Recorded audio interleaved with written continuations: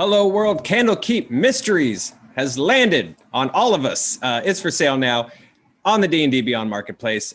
We are here to talk specifically a little bit today about the Book of Inner Alchemy. To do that, we have its writer, Daniel Kwan, has joined us. Daniel, what's up, man? Thank you so much for being here. How's it going? Hey. We also have Kailey Bray joining us and Jeremy Blum, who you guys know from around the world of D&D Beyond.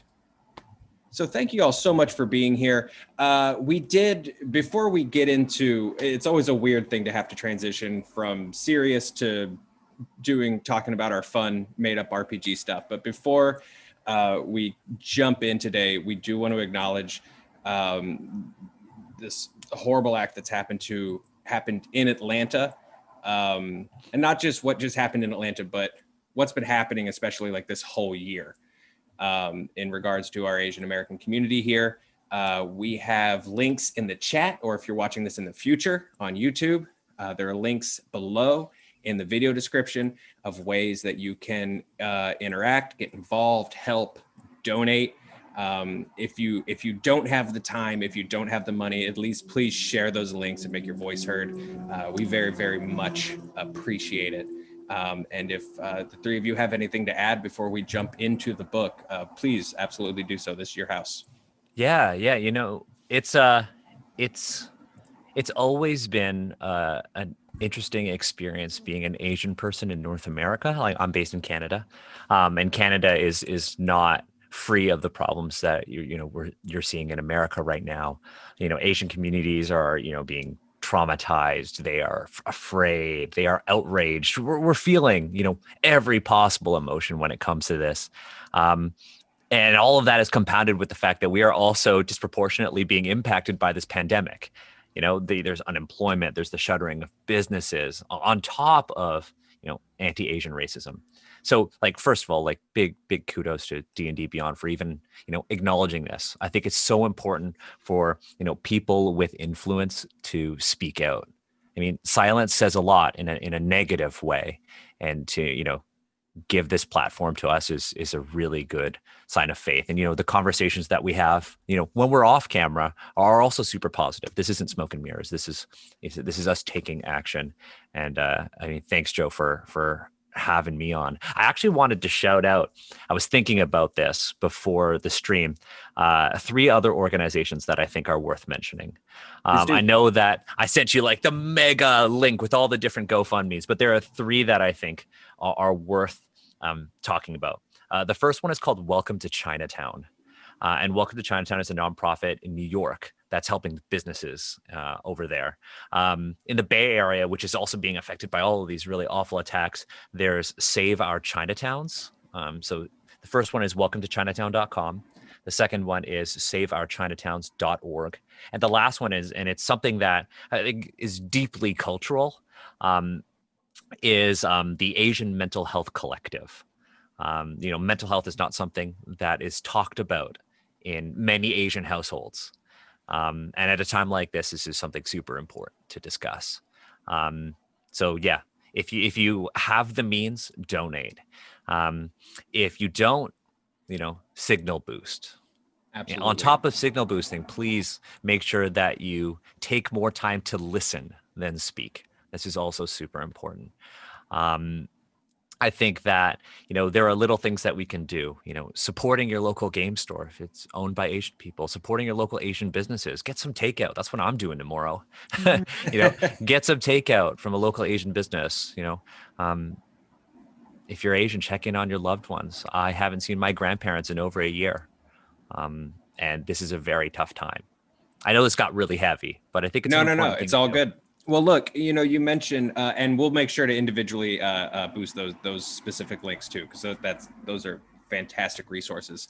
I think D&D to me is an important tool for people to be able to sort of escape the nightmare that is their day, right? And sort of escape into these stories. But I think an important part of that is to acknowledge the day, right? We've got to be, if you're going to play this game and really get a lot out of this game that's about listening and working together, some of that has to apply to the community where we're not just rolling dice, right?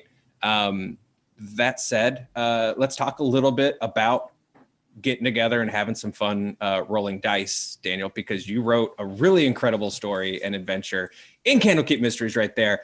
I just got this in the mail today. It just it's so arrived. funny. Oh, you guys both got the collector's version. I got the I regular. had to. I couldn't resist it. It's all good. All before good. stream. I've been like off camera. I've been just like it's textured and I can't stop touching it. As a D&D Beyond really cool. employee, I'm not allowed to own books of any kind. Oh right. Oh, Yeah. no. That's Purely against digital, You can the law. get the digital version of this on dndbeyond.com right You should now. buy it. Should Because buy it it. interfaces very well with the with the character sheets. I think you guys got fancy dice too that you can get on D&D Beyond. Hang on, let me Love send you D&D your Bitcoin. Well done. Well I'll played. take that Bitcoin. I'll take that Bitcoin. Plus, if you want So- to, you can save versions of all the cool art on your phone, which is what I do, and just look at it for Right. inspiration.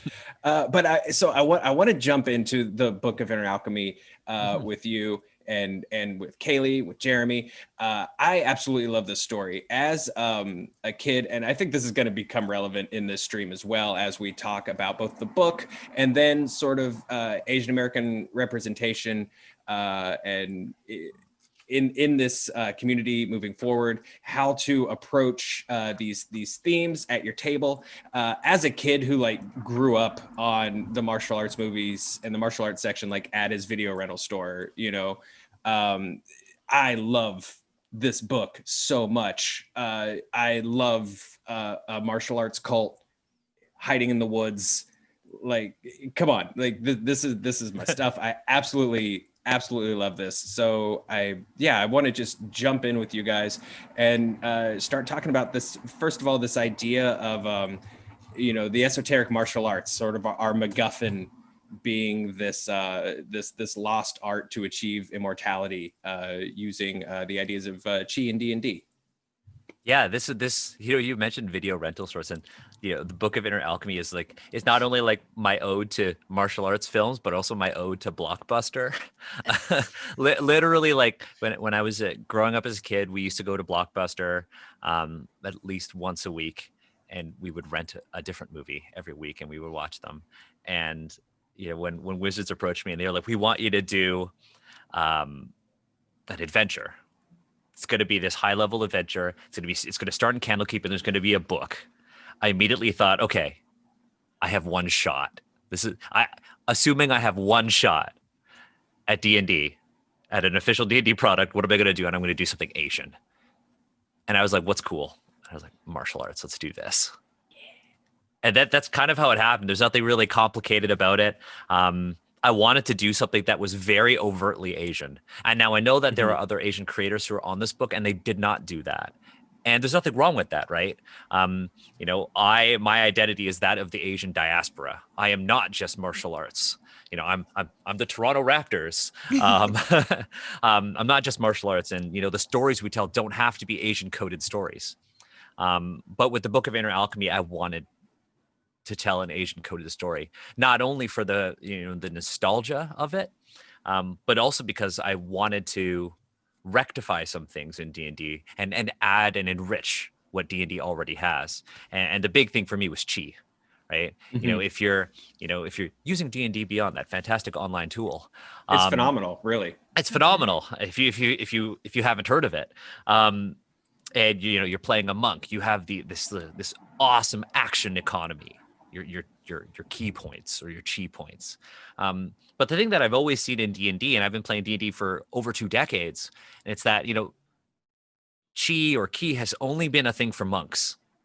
And with the Book of Inner Alchemy, I really just wanted to, and I think it's on page 160 of the book, and that's really, I just care about that little bit under Inner Alchemy on page 160 of the book, or wherever on D&D Beyond, that basically states that chi is in all living things, right? And that was super important to me because I also wanted to bring elements of real Chinese martial arts where chi is foundational, but also traditional Chinese medicine.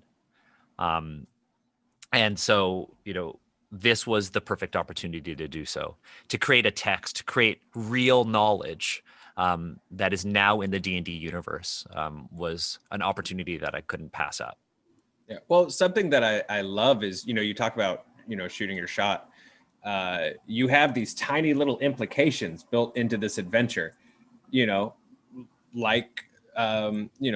like that, like, Inner Alchemy, where, from a purely like game mechanics point of view, if you want to talk multi-classing or something like that, suddenly, a cleric or a paladin or someone who maybe starts in game, like studying some of these philosophies, some of these ideas, or training with someone. Exactly. Yeah. You've opened this kind of cool flavor gateway in a lot of ways to really like expand what that means, and that it's beyond just like, oh, monks are, combat monsters, which I think is really cool. Yeah, that was key. Like, I wanted this to, be both like, you could play this, you could go all tactical with your combat, or you can just go pure narrative. You can roll some dice and use your fancy D&D Beyond dice. But I really just wanted this to be available a toolkit. Now on the D&D marketplace. Yeah, exactly.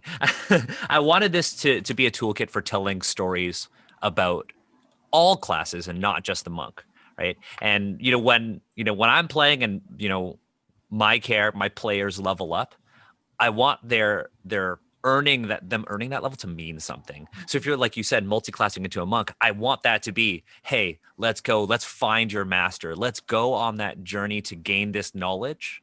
Let's earn that knowledge. And now you have a narrative way to say, justify why you are able to now do these abilities. Yeah. Right? So if you are that cleric and your power is divine in origin, well, you've had chi this entire time, right? And maybe chi is just another way that your religion interprets the vital life force inside of you, right? And now you have this like really nuanced character where they are balancing both their faith and now this more esoteric understanding of how they can unlock their power. Which is what I wanted. Yeah, well, with such a pantheon-heavy setting, that's like a really interesting implication, right? One thing that I really love about the book is how well you still mixed all of these elements together, right? You have this, you have the Order of the Immortal Lotus in a forest outside Baldur's Gate, basically, or at least close by. There's a dwarf, there's fae involved. Kailey and Jeremy, I'd love to hear from you guys sort of like your first impressions, whether they were good or bad. I think Daniel will react uncomfortably to both because he doesn't like being praised. But I'd love, as you guys were sort of like cracking open the book, checking out Bakme, checking out the Order of the Immortal Lotus, sort of like first impressions on the adventure. So for me, I loved it. I'm still like reading through it with a fine-tooth comb, but I heard a lot about it from what Daniel was telling me, and I didn't just love it because I know Daniel and he's the guy that wrote it. I loved it because I think it, to me, it was a really well done example of how you can do so-called Asian D&D, how you can bring in elements from, as Daniel said, martial arts movies, elements from the real world. Like Bakme is based on a real person, and he's also a villain that showed up in numerous kung fu movies over the years. And even as Daniel was saying, the whole element of ki or chi, which in D&D is really, we've traditionally thought about it as just something that monks have. They have their key points, but if you look at actual martial arts and if you look at actual Chinese philosophy, chi flows in everything in the world. And this is something that a lot of modern media has not been that great with representing. I'm thinking about the Mulan reboot that came out a while ago, where they specified that only she has chi. I don't think that happened actually. That movie never happened. They pulled that film.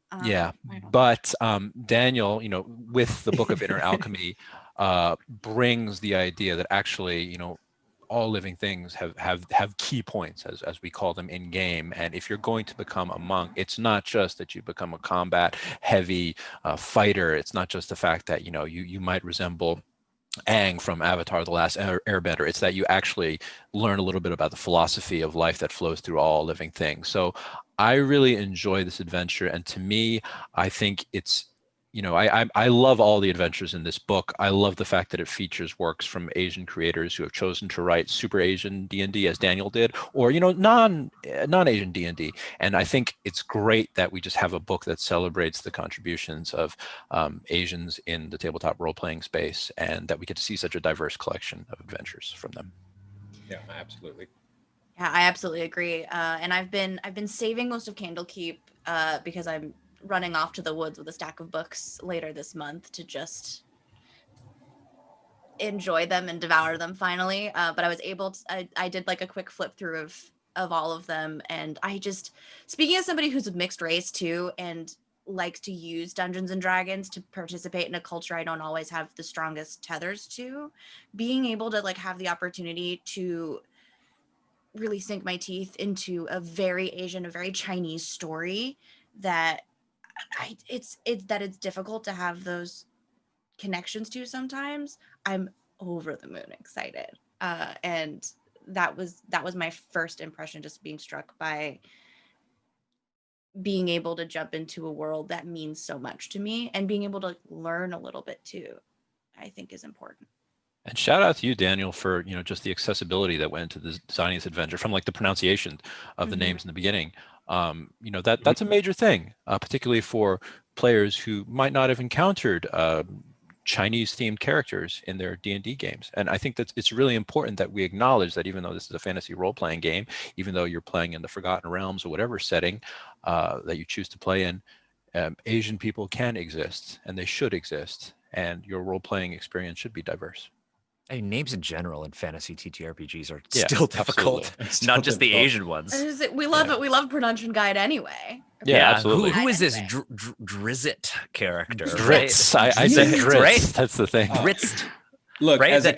as a Kentucky boy, if your name is more complicated than Phil, I fall on my face. That's my proud culture. So yeah, so fantasy books.